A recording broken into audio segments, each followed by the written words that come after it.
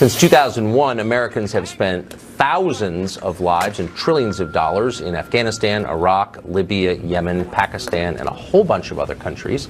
Hard to find a single person who believes America is richer or happier as a result, or the world more stable. Not surprisingly, Americans are not enthusiastic for more foreign wars, so now Washington is just conducting them without telling you anything about it. It's happening in Syria. You probably didn't know about it because it wasn't reported much. Some White House personnel thing took precedence, but last night, the U.S. conducted airstrikes on Syrian government forces and said it was in response to an attack on U.S.-based forces. Without much of a debate, we appear to be sucked into another war in Syria. Michael Walz is a Republican candidate for Congress in Florida. He was a senior advisor for counterterrorism to Vice President Dick Cheney, and he joins us tonight. Thanks, Tom, for coming on. I appreciate it. Hey, thanks, Tucker. So I realize these things are really complicated. That's the nature of them. Yeah. And there are, upsides and downsides. But if you take 3 steps back, life expectancy in the United States just went down, reported today for the second year in a row. A lot of hurting people in this country. Right. How does getting involved in a war in Syria, and we're involved in a war in Syria, help Americans in any way? Well, Tucker, first I think we need to take a step back and kind of go macro to micro.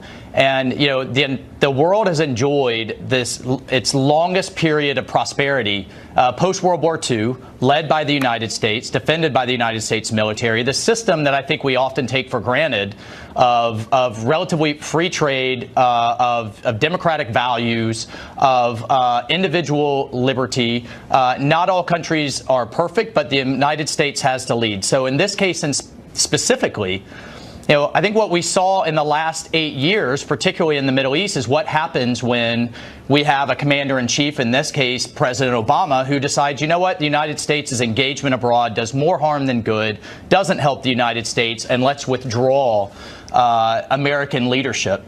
And we saw that when President Obama backed out of Iraq, and he almost backed out of Afghanistan. I got to interrupt you because we saw the rise of ISIS. Your platitudes. Hold on, I'm sorry. Yeah. I agree with everything you said. America's the best. Our leadership is critical to global prosperity. I agree with that. Obama was bad. Well, that's how it benefits the United States, though. I agree, but I'm talking about specifically. We are now in a shooting war in Syria. Right. Which has had the worst civil war in the world in the last few years. And I want to know how specifically that benefits America. I think it's a fair question given the recent past. Well, I think, look, let's look at what's happened in Europe the last 4 or 5 years coming out of Syria, and then what's happened in the United States. We had the rise of ISIS in the wake of Obama's withdrawal from Iraq. We have now, President Trump has led a strategy to defeat ISIS as a state. It's not defeated as a movement, but it is defeated as a state. And it's not a surprise that a lot of those attacks in Europe have slowed down, if not stopped. And a lot of the inspiration in the United States, whether it's San Bernardino or Orlando or other places, have also stopped. So I think Americans are safer as a result of President Trump's strategy to take ISIS down. And now the key piece and of course that was, but the key piece is what do we do in the aftermath? And that's going to be incredibly difficult and complicated. But what's so confusing is, I agree with everything you said once again, but it doesn't get to the question I asked, which is, you've got Bashar al-Assad, who's obviously a dictator, but he was against ISIS too. And now we're fighting him? It seems demented to me, and I bet you if you polled most Americans, they would agree with me. Well, what I think the administration is doing now, and what President Trump is doing now, is shifting from ISIS to Iran.